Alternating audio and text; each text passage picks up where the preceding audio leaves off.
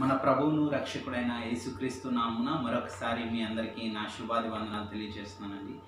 ఈరోజు దేవుని వాక్య ధ్యానాంశంగా దేవుడు తన ప్రజలతో చేసినటువంటి నిబంధన, తన ప్రజలు దేవునితో చేసినటువంటి నిబంధన మన దేవుని వాక్యంలో మనం చూసుకుందాం.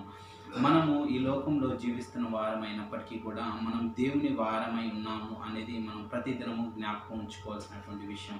ఈ లోకానుసారంగా మనం జీవిస్తూ ఈ లోకంలో ఉన్న వారి విధంగానే మనం కూడా జీవిస్తూ ఉంటే ఒకానొక రోజున మనం దేవుని ఎదుర్కోలేము అన్న సత్యాన్ని మనం గ్రహించాలి.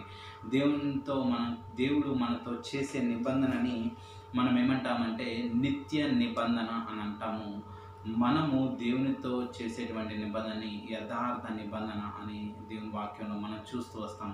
చూడండి, ఈరోజు వాక్య ధ్యానాంశంగా 2వ దినవృత్తాంతాల గ్రంథము 23వ అధ్యాయము 16వ వచనాన్ని ఈరోజు మనం చదువుకున్నాం. అప్పుడు యెహోయాదా అనే ఆయన యాజకుడు.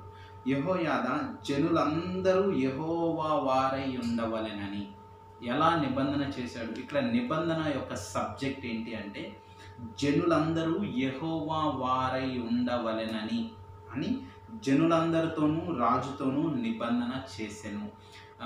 యెహోయాదా అనే ఒక యాజకుడు జనులతోనూ రాజుతోనూ నిబంధన చేశాడు అనమాట. ఏమని నిబంధన చేశాడు? ఈ జనులందరూ కూడా యెహోవా వారై ఉండవలెనని నిబంధన చేశాడు. కరెక్ట్. ఈరోజు మనం యెహోవా వారమై ఉన్నాము అని దేవుని వాక్యంలో ఉంటుంది కదా, నా పేరు పెట్టబడిన నా జనులు. మనం పరమగీతాల్లో కనుక చూసుకుంటే అక్కడ సొలొమోను కూడా ఈ మాట అంటది. పరమగీతాలు 2వ అధ్యాయము 16వ వచనంలో చూస్తే నా ప్రియుడు నావాడు నేను అతని దానిని అని అంటాడు. అంటే దేవుడికి మనకున్నటువంటి ఆ యొక్క రిలేషన్ ఎంత గొప్ప రిలేషన్ అంటే ఇట్స్ అన్ అన్బ్రేకబుల్ రిలేషన్ అనమాట. ఒక తండ్రి కొడుకుకి, ఒక తండ్రి కూతురుకు ఉన్నటువంటి రిలేషన్ అనమాట. దేవుడు నేను తండ్రి అనే పిలుస్తాను, నాకు పుట్టబోయే పిల్లలను కూడా వాళ్ళకు కూడా దేవుడు తండ్రి అవుతాడు. ఈరోజు నాకు దేవుడు తండ్రి అయ్యాడు కాబట్టి నా పిల్లలకి ఆయన తాత అవుతాడు, వాళ్ళ పిల్లలకి ఆయన ముత్తాత అవుతాడు అనేది కాదు. It's un unbreakable father and son and father and daughter relation అనమాట. సో ఇక్కడ మనం గుర్తుంచుకోవాల్సింది ఏంటి అంటే మనము దేవునితో ఉన్నప్పుడు మనం దేవునితో ఎటువంటి నిబంధన కలిగి ఉండాలి. ఈ యొక్క మనం చదువుకున్నటువంటి వాక్య భాగం యొక్క మనం బ్యాక్గ్రౌండ్ మనం చూస్తే ఇక్కడ అత్లియా అనే ఒక దుర్మార్గురాలైన ఒక స్త్రీ ఉండేదన్నమాట.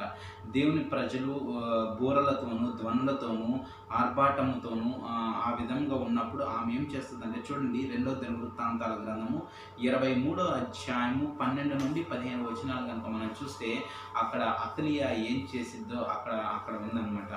ఆమె చూడండి, పరిగెత్తుచు రాజుకు కొనియాడుచు ఉన్న జనుల్ని చేయి ధ్వనిని చూసి అత్లియా యెహోవా మందిరమునున్న జనుల వద్దకు వచ్చి అది చదువుకుంటూ పోతే ఆమె తన వస్త్రములను చింపుకొని ద్రోహము అని అరిచెను. ఆమె అక్కడ చేసే పనిని ఈమె ద్రోహము అని అరుస్తుందన్నమాట. అప్పుడు యాజకుడు ఏమంటాడంటే ఏమని, ఈ యొక్క ప్రదేశంలో చంపటం మంచిది కాదు. అక్కడే ఉంటుంది, ఆ వాక్యంలో ఉంటుంది. 14వ వచనం చూడండి. అప్పుడు యాజకుడైన యెహోయాదా మందిరంలో ఆమెను చంపవలదు, ఆమెను చంపకూడదు, ఆమెని బయట చంపాలి అన్నప్పుడు 15వ వచనంలో కాబట్టి వారు ఆమెని దారి ఇచ్చి రాజనగర వద్దకు గుర్రపు గుమ్మము యొక్క ప్రవేశ స్థలమునకు ఆమె వచ్చినప్పుడు వారు ఆమెని అక్కడ చంపివేసిరి. ఏమని చంపిన తర్వాత అప్పుడు యెహోయాదా నిబంధన చేస్తున్నాడు అనమాట.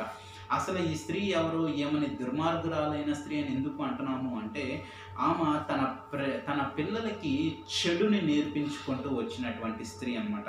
2వ దినవృత్తాంతాల గ్రంథము 22వ అధ్యాయము 2-3 వచనాల్లో కనుక మనం చూస్తే ఆమె పేరు అత్లియా. దుర్మార్గమును ప్రవర్తించుట అతని తల్లి అతనికి నేర్పించు వచ్చెను. చూడండి, ఆమె ఎంత దుర్మార్గురాలు అనేది ఇక్కడ మనం చూస్తూ ఉంటాం. అదేవిధంగా తన కుమారుడు చనిపోయాడు అని ఎప్పుడైతే ఆమెకి తెలుస్తుందో ఆమె రాజనగరంలో ఉన్న రాజ కుటుంబంలో ఉన్న వాళ్ళందరినీ కూడా చంపివేసినట్టు అదే అధ్యాయము 10-11 వచనాల్లో మనం చూస్తూ ఉంటాము.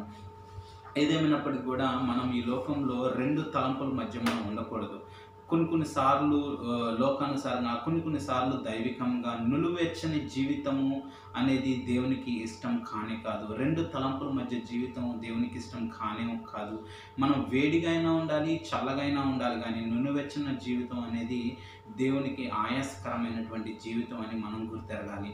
చూడండి, ఇక్కడ బైబిల్‌లో ఇంకొక సిట్యుయేషన్‌ని మనం చూస్తే ఏలియా కూడా బయలు ప్రవక్తలు పిలిపించి 450 బయలు ప్రవక్తలను పిలిపించి అక్కడ ఒక పెద్ద బలిపీఠాన్ని కట్టి యెహోవాకిను బయలు ప్రవక్తలకి బలిపీఠాలు కట్టి దేవుని జనులతో ఈ విధంగా అంటాడు. చూడండి, మొదటి రాజుల గ్రంథము 18వ అధ్యాయము 21వ వచనంలో ఏలియా చెప్తాడు, యెహోవా దేవుడైతే ఆయనను అనుసరించుడి, బయలు దేవుడైతే వాణ్ణి అనుసరించుడి అని ప్రకటన చేయగా జనులు అతనికి ప్రత్యుత్తరము ఒక్క మాట అయినను పలకకపోయి, అంటే సైలెంట్గా ఉన్నారనమాట. అంటే వాళ్ళు కూడా పెద్ద కన్ఫ్యూషన్లో ఉన్నారు. కానీ ఏలియా ఏమంటాడంటే, మీరు బయలుదేవతనే దేవుడిగా ఆరాధిస్తే వాళ్ళనే ఆరాధించండి, కానీ దేవుణ్ణి యెహోవాయే దేవుడు అనుకుంటే యెహోవానే ఆరాధించండి. ఎంతకాలము మీరు రెండు తలంపుల మధ్య మీరు ఉంటారు అనే మాట అక్కడ ఉంటుందన్నమాట. అప్పుడు ఏలియా కూడా ఒక బలిపీఠం కట్టి ఆ బలిపీఠాన్ని చక్కగా ఆ యొక్క రాళ్ళతో పేర్చటం అనేది it's a separating from the world అనేది ఇండికేట్ అవుతూ ఉంటుంది అనమాట. సో అదేవిధంగా ఆ యొక్క చెక్కలను చక్కగా పేర్చి, అదేవిధంగా వాటర్ని ఆ కందకం అంటే డైక్ ఇంగ్లీష్లో, ఆ కందకం నీళ్లు అందులో పోసి దేవునికి ప్రార్థన చేయగా అప్పుడు ఆకాశం నుండి అగ్ని వచ్చి ఆ యొక్క దహించి వెళ్ళిపోతుంది అనమాట. అంటే ఈ యొక్క విషయాలన్నీ మీరు ఎక్కడ చూస్తాను, మొదటి రాజుల గ్రంథము 18వ అధ్యాయము 30 నుండి 39 వచనాల్లో కానీ ఇక్కడ చూస్తే ఇక్కడ 450 మంది దాదాపుగా ఈ యొక్క బయలు ప్రవక్తలందరినీ కూడా ఈ ఏలియా వాళ్ళందరి ముందు కూడా ఏలియా ఈ యొక్క బలిపీఠాన్ని కట్టి దేవునికి దహన బలిని అర్పిస్తాడనమాట. అంటే ప్రజల్లో ఉన్నటువంటి ఆ యొక్క కన్ఫ్యూజన్ని ఏలియా తీసేస్తాడు. ఏంటంటే ఎంతకాలం మనం రెండు తలంపుల మధ్యలో ఉన్నాము, ఎంతకాలం మనం రెండు తలంపుల మధ్యలో మనం ఉండాలి అనేది అది కరెక్ట్ కానే కాదని దేవుడు చెప్తున్నాడు అనమాట. అందుకనే యెహోయాదా చెప్తాడు కదా, జనులందరూ యెహోవా వారై ఉండవలెనని రాజుతోనూ జనులందరితోనూ ఆయన ఏం చేశాడు, నిబంధన చేశాడు. ఈరోజు మనం దేవుని వారమై ఉండాలి అంటే మనలో ఉండవలసినటువంటి ప్రాముఖ్యమైనటువంటి ఒక 2 విషయాలు చెప్పి ఈ వాక్యాంశాన్ని మనం ముగింపులోకి తీసుకొద్దాం. మొట్టమొదటిది మనం చూడండి, మనము ఈ లోకంలో జీవిస్తున్నప్పుడు మనం ప్రత్యేకింపబడిన వారమై మనం జీవించాలి అని దేవుని వాక్యం సెలవిస్తుంది. చూడండి, మొట్టమొదటిది, we should be separate from the world. ఈ లోకం నుండి మనం సపరేట్ అవ్వాలి అనేది, సపరేట్ అంటే ఈ లోకానుసారమైనటువంటి ఈ లోకంలో ఉన్నటువంటి ఒక వైఖరిని మనం అనుభవించకుండా, అదే మనం అనుసరించకుండా మనం దేవునిలో మనం నడవాలి అనేది ఈ యొక్క మూల ఉద్దేశం అన్నమాట. చూడండి, సంఖ్యాకాండము 23వ అధ్యాయము 9వ వచనంలో ఈ మాట ఉంటుంది, ఇదిగో ఆ జనము ఒంటిగా నివసించుచు జనములలో లెక్కింపబడరు. అంటే జనులలో లెక్కింపబడరు, ఒంటిగా జీవిస్తున్నారు అనేది, అంటే ఒక సపరేటెడ్ లైఫ్ అనేది అక్కడ మనం చూస్తామన్నమాట. ఇలాంటి సందర్భమే మనం ఎస్తేరు గ్రంథంలో కూడా చూస్తామన్నమాట. ఏంటంటే హామాను చెప్తాడు కదా, హామాను రాజుతో అంటాడు, ఇక్కడ ఒక సమూహం ఉంది, వాళ్ళ విధులన్నీ సకల జనులకి విరుద్ధముగా ఉన్నాయి, అంటే వాళ్ళు దేవుని ప్రజలుగా వాళ్ళు సపరేట్గా ఉన్నారు అని మనం చూస్తాం. చూడండి, ఎస్తేరు గ్రంథము 3వ అధ్యాయము 8వ వచనంలో ఉంటుంది. చూడండి, అంతటా హామాను అహష్వేరోషుతో చెప్పినది ఏమనగా, మీ రాజ్యస్థానంలో ఒక జనములలో ఒక జాతి వారు చెదిరి ఉన్నారు, వారి విధులు సకల జనములకు విధములకు వేరుగా ఉన్నాయి. అంటే వాళ్ళు లోకంలో కలవబడట్లేదు అనమాట, వాళ్ళు దేవుని కొరకు ప్రత్యేకంగా జీవించే వారిగా ఇక్కడ మనం చూస్తుంటాం. సో మనం మొట్టమొదటిగా మనం చేయవలసింది, మనం జీవించవలసినటువంటి వైఖరి ఎలా ఉండాలి, మనం దేవుని వారమై ఉండాలి అంటే మొట్టమొదటిగా మనం ఎలా ఉండాలి అంటే ఈ లోకానుసారంగా మనం జీవించకూడదు. ఈ లోకంలో ఉన్న వైఖరి ప్రకారంగా మనం జీవించకూడదు. మనం ప్రత్యేకింపబడిన వారంగా జీవించాలి అని దేవుని వాక్యంలో మనం చూస్తుంటాం. మనం దానియేలులో కూడా చూసినప్పుడు షడ్రక్, మెషక్, అబేద్నెగోలు, దానియేలు వీళ్ళు ఉన్నారు కదా. రాజు చేసే పానములు, అన్నపానములు మాకు వద్దు, మాకు మాంసాహారాలు మాకు వద్దు, మాకు ధాన్యములను, మాకు పప్పు అవి ఇవ్వండి చాలు అని వాళ్ళు అంటారు. ఎందుకంటే పూజ చేసినవి అవి మనం తినకూడదు అని దానియేలు, షడ్రక్, మెషక్, అబేద్నెగోలు వాళ్ళు ప్రత్యేకించుకోబడినారు. వాళ్ళకి మంచిగా వాళ్ళు రోజు తింటే రాజు తినేటువంటి ఆహారం వాళ్ళు తినచ్చు. కానీ వాళ్ళు ఎందుకు ప్రత్యేకింపబడ్డారు? సో వాళ్ళు ప్రత్యేకింపబడ్డారు కాబట్టే వాళ్ళు వాళ్ళ జీవితంలో అంత గొప్ప ఆశీర్వాదాన్ని వాళ్ళు చూశారు.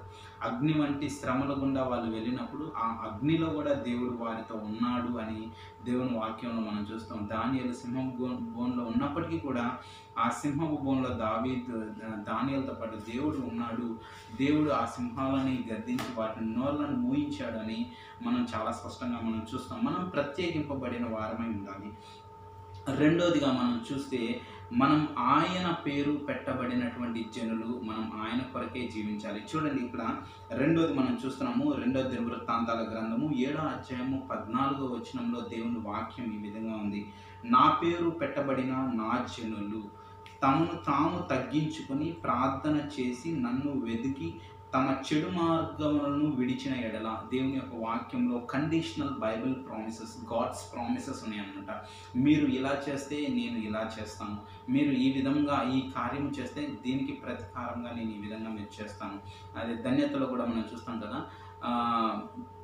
ఏమంటే సమాధానపరచువారు ధన్యులు, వారు దేవుని కుమారులు అనబడతారు. అంటే ఏంటంటే మన సమాధానపరిచేటువంటి ఒక ఇది మనలో కనుక ఉంటే మనం ఏ విధంగా పిలువబడతాం? దేవుని కుమారులు అని పిలువబడతాం. దేవుని వాక్యం ఉంది. ఇక్కడ చూసినటువంటి వాక్యంలో ఏంటంటే మనం తగ్గించుకొని ప్రార్థన చేసి ఆయనను వెతికి మన చెడు మార్గమును విడిచిన ఎడల ఇవన్నీ మనం చేస్తే అప్పుడు దేవుడు ఏం చేస్తాడంట అంటే ఎందుకు చేయాలి ఇవన్నీ అంటే నా పేరు పెట్టబడిన నా జనులు ఇవన్నీ చేస్తే నేను వారికి ఏం చేస్తాను అనేది చూద్దాం. ఆకాశం నుండి నేను వారి ప్రార్థన విని, మొట్టమొదటి ప్రార్థన వింటాడు. రెండోది వారి పాపమును క్షమించి, మూడోది నేను వారి దేశంను స్వస్థపరుస్తాను అని దేవుని వాక్యంలో ఉంది. అంటే ఇక్కడ దేవుని వాక్యంలో మనం చూసినప్పుడు మనల్ని మనం ప్రత్యేకించుకోవాలి.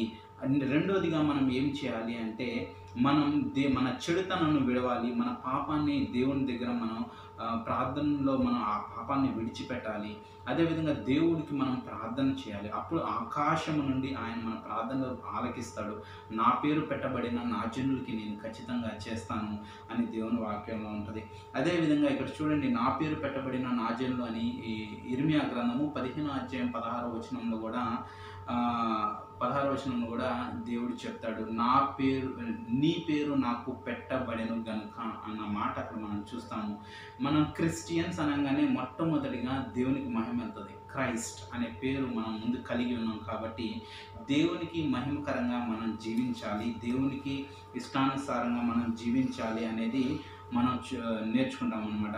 పాత నిబంధనలో ఒక బైబిల్ ఇన్సిడెంట్ మనం చూస్తే ఇక్కడ యెహోషువ 7వ అధ్యాయము 7 నుండి 11వ వచనంలో మనం అక్కడ చూస్తే దేవుడు 11వ వచనంలో ఈ మాట అంటాడు, ఇశ్రాయేలు పాపం చేయుచున్నారు, నేను వారితో చేసిన నిబంధన వారు మీరి ఉన్నారు. అంటే ప్రతి దగ్గర కూడా దేవుడు మనతో నిబంధన చేస్తున్నాడు. మనము దేవునితో చేస్తున్నటువంటి నిబంధన ఎందుకు బ్రేక్ అవుతుంది అంటే ఒక పాపము అనేది మన మధ్య ఏలుబడి చేస్తున్నప్పుడు, మన జీవితంలో పాపం అనేది ఏలుబడి చేస్తున్నప్పుడు దేవుడి యొక్క నీతిని మనం నెరవేర్చలేము, దేవుడి యొక్క చిత్తాన్ని మనం నెరవేర్చలేము, దేవునికి ఇష్టంగా మనం జీవించలేము, మనం ప్రత్యేకింపబడిన వారంగా జీవించలేము. మరి ముఖ్యంగా మనం ఏంటంటే ఈ లోకంగా ఆయన పేరు పెట్టబడినటువంటి జనులుగా మనం జీవించలేము. ఈరోజు మనం దేవుడు మనతో నిబంధన చేసి మనం కూడా ఆయనతో నిబంధన చేసి ఆయన వారంగా మనం ఉండాలి అంటే మొట్టమొదటిగా మనం చేయవలసింది ఏంటంటే మనము సపరేటెడ్ లైఫ్ అనేది మనం జీవించాలి. దేవునికి ఇష్టమైనటువంటి గాడ్ ప్లీజింగ్ లైఫ్ని మనం లీడ్ చేయాలి. రెండోదిగా మనం ఏం చేయాలంటే మనం ఆయన పేరు పెట్టబడినటువంటి వారంగా మనం ఆయన కొరకు మనం జీవించాలి.